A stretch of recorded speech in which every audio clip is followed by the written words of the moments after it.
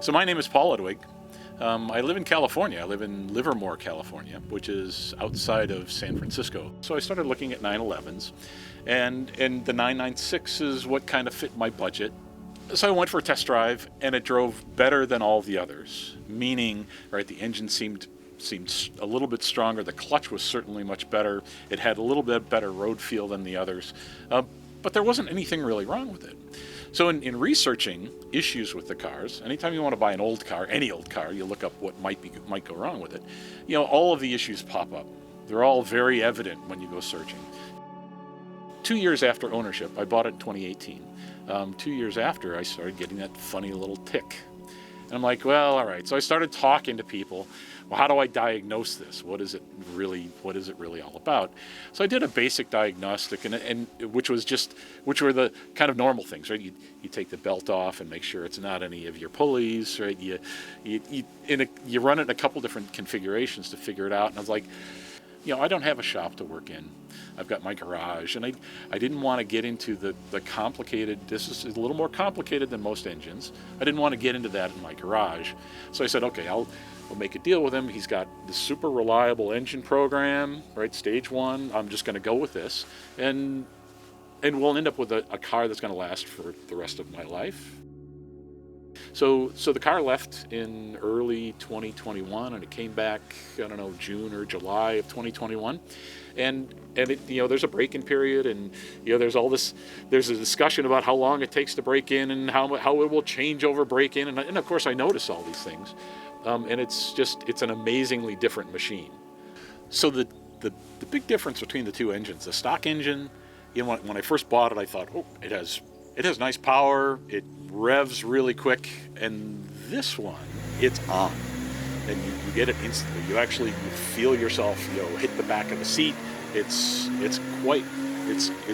very, very quick, and it happens at almost every RPM. Right, I could start at, you know, 3,000, 3,500, and the response is very, very quick. So it's really nice to see. Flat 6 has been, anytime I need to talk to them about anything, there's an instant response, and it's always direct. It's always to the point, right?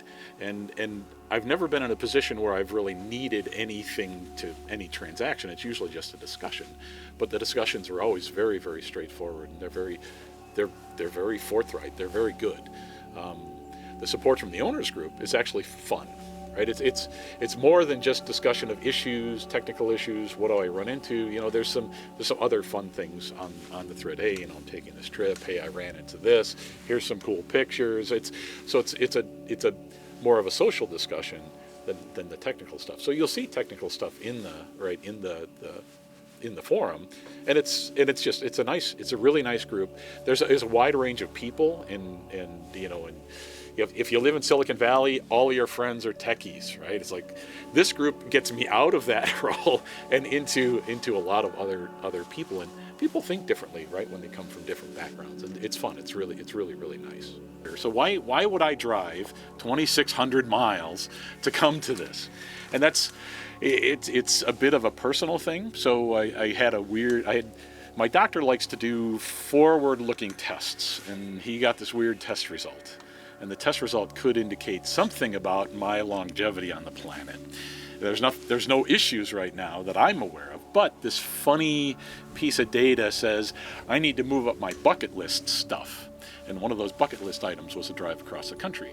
So then when Jake offers a class, I'm like, there we go, we are in, right? And so it took me 5 days, and I've spent 7 to 8 hours a day driving on the road, and it's big cities, and it's just freeway. So I did wander off onto Route 66, because you got to do that if you're around Route 66.